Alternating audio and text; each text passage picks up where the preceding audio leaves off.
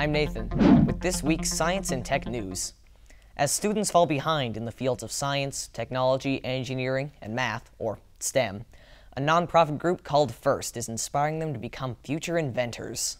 The organization's name is an acronym meaning For Inspiration and Recognition of Science and Technology, and it was founded in 1989 to motivate and educate young scientists. In April, FIRST hosted the Super Bowl of Robotics, where over 18,000 students competed in front of 40,000 cheering fans.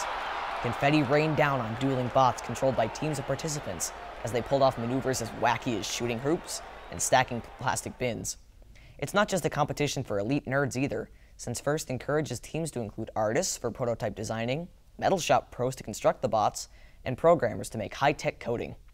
Every team is then given a standard kit of robotic parts, a common set of rules, and 6 weeks to make the ultimate robo-athlete.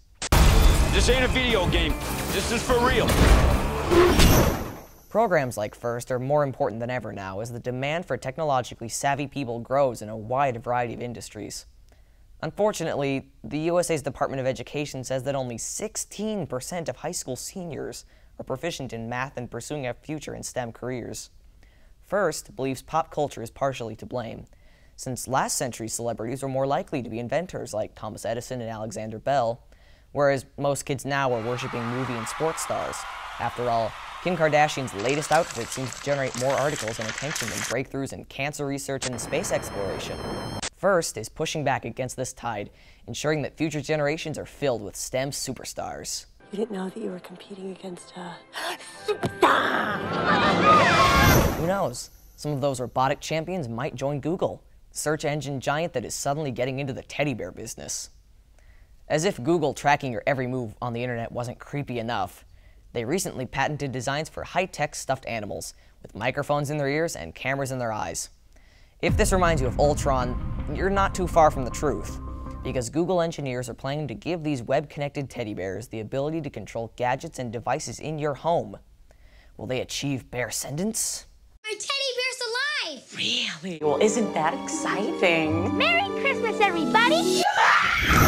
On a less sinister, but equally cuddly note, clouded leopard quadruplets were born at the Washington Zoo, far away from their natural habitat in the Himalayas.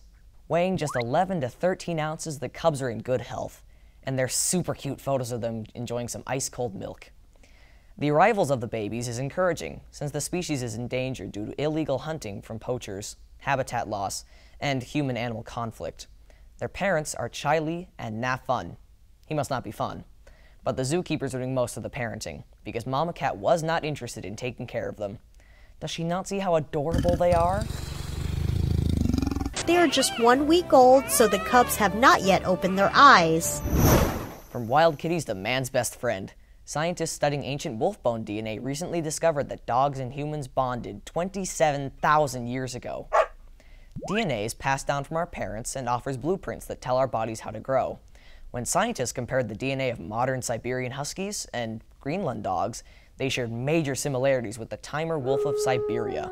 This species is the most recent common ancestor of modern wolves and dogs, who likely became man's best friend about 27,000 years ago. Many of today's more unusual breeds are the result of humans forcing certain dogs to produce specific puppies. The Doberman, for example, was created by a tax collector from Germany who wanted protection while transporting large sums of cash. So, he combined German Pinschers, Rottweilers, and several other breeds to create Frankendober. If only great white sharks could be domesticated, I definitely want to take Mary Lee out for a swim. She's a real-life great white shark with over 74,000 Twitter followers. However, none of her followers are seals for obvious reasons. But ever since scientists started tracking Mary Lee in 2012, she's gained a loyal following on the web. Thank God for waterproof phone cases. Even Grumpy Cat can't deny the popularity of Miss Lee, whose jaws might turn that frown upside down. Speaking of Jaws, it's the 40th anniversary of the famous horror classic,